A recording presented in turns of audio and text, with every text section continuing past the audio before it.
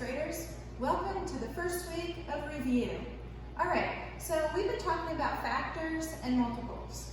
So factors are the numbers multiplied to get a product.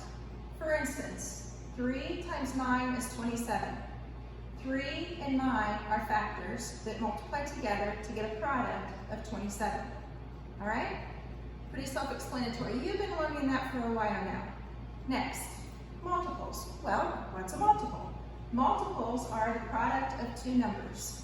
So, for instance, when we did the count bys when you were younger, probably in 3rd grade, when you were learning your multiplication facts, you were learning the multiples of a number. You were doing, if you did the count by, if you did a count by sixes, 6, 12, 18, 24, you could keep going, 30, 36. So 6 times another number to get the multiple, so 6 times 1, 6 times 2, 6 times 3, and so on.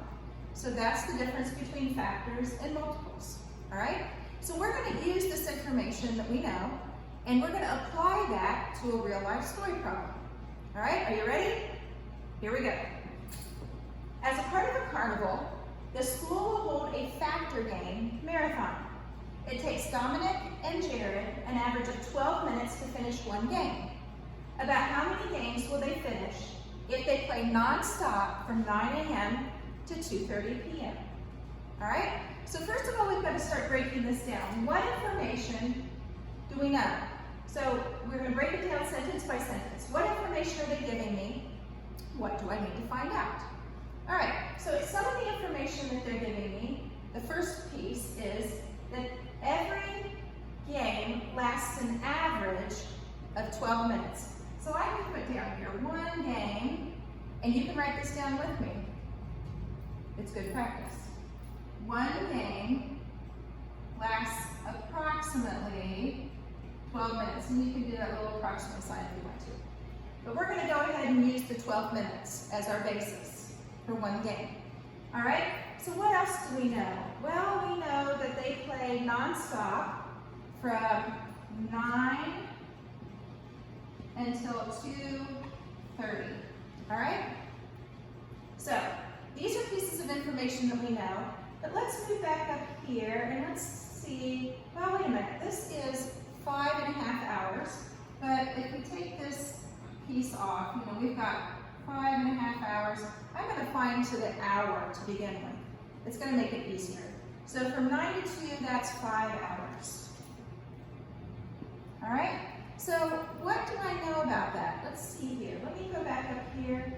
If each game is 12 minutes, how many games can they play in 1 hour? I know what I'm going to do. I'm going to find the multiples of 12. I'm going to see if I can get to 60 using the multiples of 12. So I've got 12, all right, 12, 24, 3 12 is 36, 4 is 48, and then we get to 60. So that's 1, 2, 3, 4, that's 5 games. 5 games per hour. All right, that's useful information. That's not something that we had up here, that's something that we had to figure out. All right, so if they have 5 games per hour, and I know they play over 5 hours, well, how many games are there in 5 hours? Well, 5 games times the 5 hours gives me 25 games. So they can play 25 games in 5 hours. However, they don't play just 5 hours. They play 5.5 hours. So now I have to take a look at that half hour.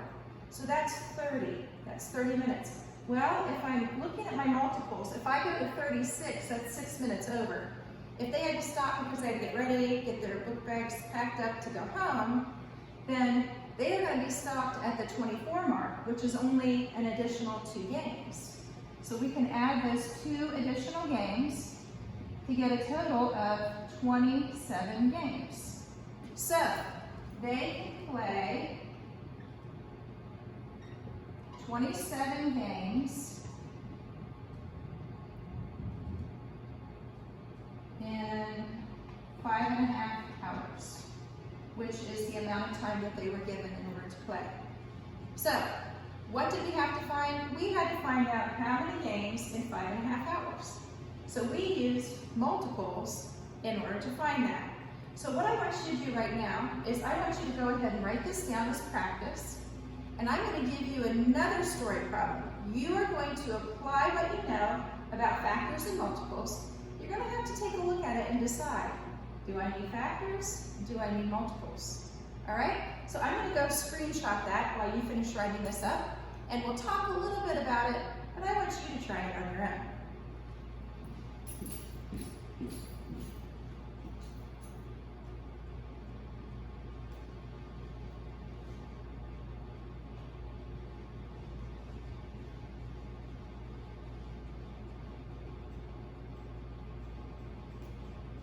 The next problem you are going to try on your own.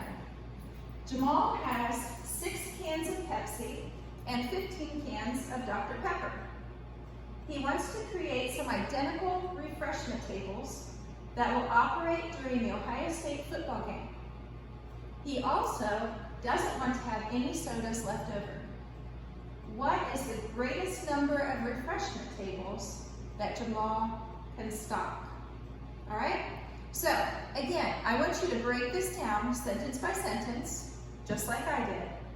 And I want you to figure out what information are they giving you, what do you need to find. Now, I did give you a little hint. This time, and I notice when it says up here, the greatest number of tables. So I'm thinking, greatest common factor, I've heard that word. GCF. So I would use factors. I'm just saying. All right, so I want you to work on this. And there's a Google Doc for you to fill in your answer. And I will catch you next time. Keep watching, keep thinking, always keep learning. See you later.